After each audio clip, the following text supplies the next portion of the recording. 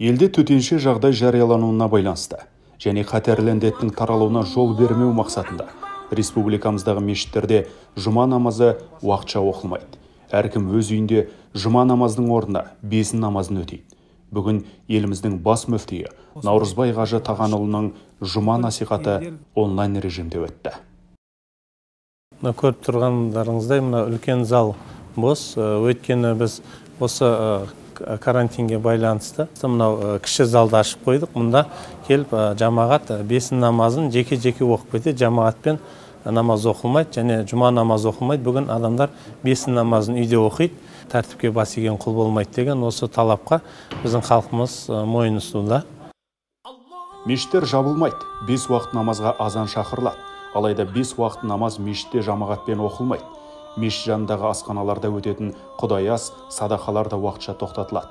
Қазақстан мұсылмандары діни басқармасының ғұламалар кеңесі жаназа намазын тек жақын туыстармен, яғни аз топпен өткізген дұрыс деп шешті. Құран кәрімде Алла тағала бір адамның өмірін құтқарған, бүкіл адамзаттың өмірін құтқарғанмен тең дейді. Ал енді бір адамды өлтірген, бүкіл адамзатты өлтіргенмен тең дейді. Сол үшін бұл алдын індетті тоқтатудың бірден бір жолы ол осы адамдар өзге адамдардан жаңа нені жұқтырмау. Қазақстан мұсылмандары діни басқармасы жамағатты сабыр сақтауға, таза жүруге, теріс пиғылды топтардың азғыруына түсіп, арандап қалмауға шақырды. Шыққан вирус ол тек қана Қазақстан емес, бүкіл әлемді жайлап жатыр. 155-тен аста елде таралды. Бұндай оқиға тарихта бұрында болған. Кейбір жерлерде тіпті бір үйдің тұрғыны шығып қалып, ол үйді толығындай жауып тастап жатыр. Біз сондай жағдайға жеткізбеу үшін осы жамағатымызға сақтық шараларын алдыртып жатырмыз. Және сонымен қатар қызметкерлер де жамағатқа да осындай бетперде, маска тағуды ұсынып жатырмыз.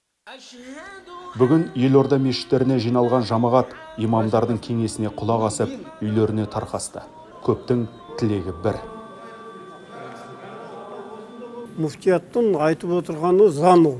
Жерге келіп отқан кажи жамағаттың үйінде бала шағасы бар, 5-6 бала шағасынан, мысалы, дұрыс па? Туған туысқаны бар, жора жолдасы бар, бәріне жұғуы мүмкін. Бұл ауру да, бұл өтірік ауру емес, қырылып жатыр, бәрі көріп жатыр оны. Тек біздің елде болып жатқан зат емес қой. Жан-жақтың бәрі шулап жатыр, адамдар қырылып жатыр. Дұрыс деп ойлаймын мен өзім. Барлығы дұрыс деп ойлаймын. Бәрі үйінде оқыған жақсы.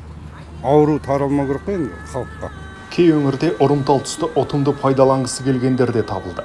Теріс ағым жетегінде кеткендер мешітке жиналған жамағат арасына іріткі салып, жанжал шығарып, имамдардың сөзіне мойынсұнбады.